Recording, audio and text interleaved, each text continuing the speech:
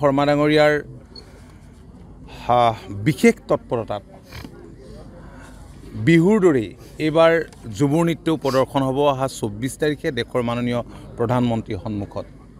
ৰাজ্যখনৰ প্ৰান্তে প্ৰান্তে বিশেষকৈ উজনি আৰু অসমৰ উত্তৰ পাৰত এনে ধৰণৰ ৰিহাৰ্চেলবিলাক চলি আছে আপোনালোকে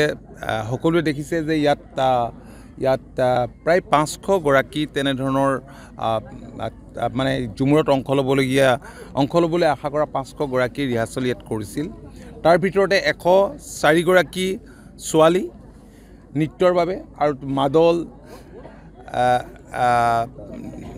মানে ঢোল বাঁহী তাল এইবিলাক বজোৱা তেনে ধৰণে 41 গৰাকী আছে আৰু মই নিজে চাই অত্যন্ত আনন্দিত হৈছোঁ খুব ভালকৈ পাৰফৰ্ম কৰিছে কাৰণ ইয়াত বহুত আমাৰ যিকেইগৰাকী মাষ্টাৰ ট্ৰেইনাৰ আছে তেওঁলোক ভাল অভিজ্ঞ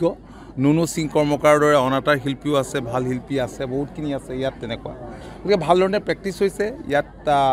আপোনালোকে জানে যে তেনেধৰণে কমিটি হৈছে প্ৰশাসন কমিটি স্থানীয় ৰাইজ আজি সকলো আচ্ছা ACMS সকলোখিনি জড়িত হৈ পৰিছে